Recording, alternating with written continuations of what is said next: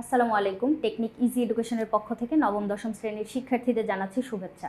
আজকের পর্বে আমরা কিছু নৈমিত্তিক নিয়ে তোমাদের সাথে আলোচনা করব। কি বলছে দেখো তো, আদর্শ খাদ্য পিরামিডে সবচেয়ে উপরে থাকে কোনটি? এখন এই যে খাদ্য পিরামিডটা, এইটা নিয়ে আগে আমাদের জানতে হবে, এরপরে আমরা এই প্রশ্নগুলো সমাধান করতে পারবো। এখন খাদ্য পিরামিড, আদর্শ খাদ্য পিরামিড বলতে কাল্পনিক একটা পিরামিড বোঝায় যেখানে তুমি কোন খাদ্যটা কতটুকু পরিমাণে গ্রহণ করবা এটা নিয়ে আলোচনা করা হয়। দেখো আমি যদি পিরামিডটি একটু দেখাই তোমাদেরকে, এরকম দেখতে। দেখো একটা পিরামিডের নিচের দিকের যে সারফেসটা, এইটার আয়তন উপরের যে সারফেসটুকু আছে ওইখানে থেকে অবশ্যই বেশি। তুমি তাকাইলেই বুঝতে পারতেছো। দেখো নিচের দিকে আয়তনটা বেশি আর উপরের দিকে ক্রমশ সরু হয়ে গেছে, তার মানে উপরের দিকে তোমার কম গ্রহণ করতে হবে, এরকম খাদ্যগুলো বুঝাইছে। নিচের দিকে অবস্থান করতেছে কে? শর্করা, যেখানে আছে ভাত, আলু, চিনি, এই যে শর্করা জাতীয় খাবারগুলো, এগুলো আমাদেরকে বেশি পরিমাণে গ্রহণ করতে হবে।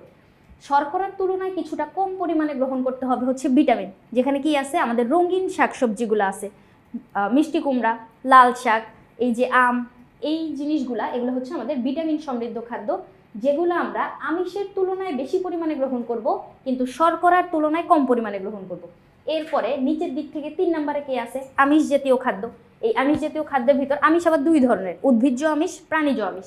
ওর ভিতরে দেখো মাছ, মাংস, ডিম, এগুলা আমাদের আমিষ জাতীয় খাবার, যেটা আমাদের কি করা লাগবে? চর্বির তুলনায় বেশি পরিমাণে গ্রহণ করতে হবে, কিন্তু ভিটামিনের তুলনায় কম পরিমাণে গ্রহণ করা লাগবে। এরপরে একদম যে টপে বা চূড়ায় কি আছে দেখো তো, চর্বি জাতীয় খাবার। এই চর্বি জাতীয় খাবার আমাদের সবচেয়ে কম পরিমাণে গ্রহণ করা লাগবে। এখন এই যে শর্করা, ভিটামিন, আমিষ, চর্বি, তোমাকে এই সবগুলা সিরিয়ালে মনে রাখা লাগবে। এখন এই জায়গাটায় আসো, আদর্শ খাদ্য পিরামিডের সবচেয়ে উপরে, একটু আগেই আমরা দেখলাম সবচেয়ে উপরে কে আছে? চর্বি জাতীয় খাবার আছে। এখন এই চর্বি জাতীয় খাবার, রুটি, দেখো রুটি কি? শর্করা না? শর্করা জাতীয় খাবার। মলা মাছ আর লাল শাক, এগুলো আমাদের ভিটামিন সমৃদ্ধ খাবার, তাহলে এটারে দাও ভিটামিন। এখন ডালডা, দেখো ডালডা আমাদের চর্বি জাতীয় খাবার। এখন সবচেয়ে উপরে কোনটা থাকতেছে? সবচেয়ে উপরে থাকে চর্বি, তাহলে আমরা ডালডা বলতে পারতেছি। খাদ্য পিরামিডের উপর থেকে দ্বিতীয় স্তরে কোন খাদ্য রয়েছে?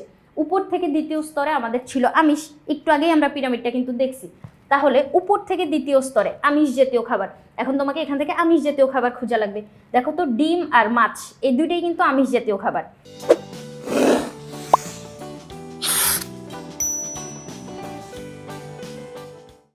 কুমড়া আর আম, এইগুলো আমার ভিটামিন সমৃদ্ধ খাবার।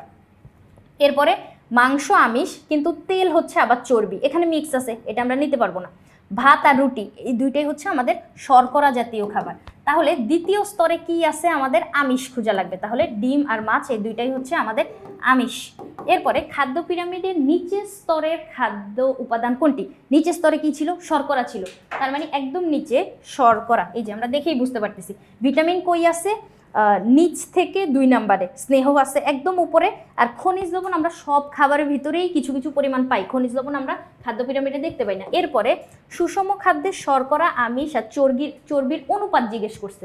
এখন দেখো সুষম খাবার কি? সুষম খাবার যেই খাদ্যের সবগুলা উপাদান পরিমিত পরিমাণে থাকে এবং যে খাদ্যগুলো আমাদের দেহে সহজপাচ্য। এখন খাদ্যের উপাদান কয়টা? 7টা। শর্করা, আমিষ, স্নেহ, ভিটামিন, খনিজ লবণ, পানি এবং নতুন অ্যাড হয়েছে একটা রাফেজ।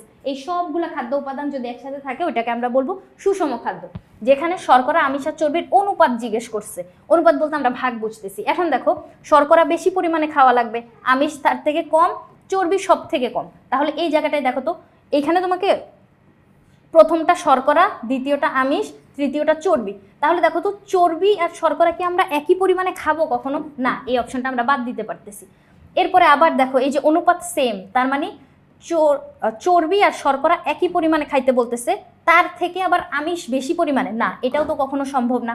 তারপরে এইখানে দেখো আমরা কি আমিষ আর শর্করা একই পরিমাণে খাবো এবং চর্বি তার থেকেও বেশি খাবো? না, এই 3টা অপশন দেখেই আমি বুঝতে পারতেছি এগুলো একদম অযৌক্তিক। সেক্ষেত্রে এটা দেখো শর্করা বেশি পরিমাণে খাওয়া লাগবে, তার থেকে এই যে আমিষ আর চর্বি শর্করার থেকে কম পরিমাণ, সেক্ষেত্রে এটাকে আমরা সঠিক বলতে পারতেছি। শর্করা সবচেয়ে বেশি, বাকিগুলো ওটার চেয়ে কম। নিচের কোনটিতে সবচেয়ে বেশি পরিমাণে আমিষ রয়েছে? এখন সবগুলোই এখানে আমিষ জাতীয় খাবার। দেখো তো এই যে গরু আর খাসির মাংসে তো আমরা আমিষ জানি। মসুর ডাল আর মুরগির মাংস, মসুর ডাল উদ্ভিজ্জ আমিষ, মুরগির মাংস প্রাণীজ আমিষ।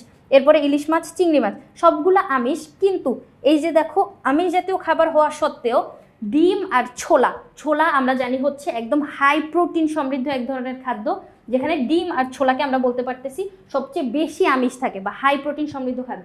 তাহলে এই জায়গায় সমাধানগুলো আমি কেমনে করলাম? সবগুলা সমাধান করার জন্য মাথায় রাখতে হবে শুধু এই চারটা, তাহলেই আমরা সবগুলা প্রশ্ন সমাধান করতে পারবো। আশা করি বুঝাইতে পারছি। পরবর্তী পর্ব দেখার আমন্ত্রণ রইল। ধন্যবাদ সবাইকে।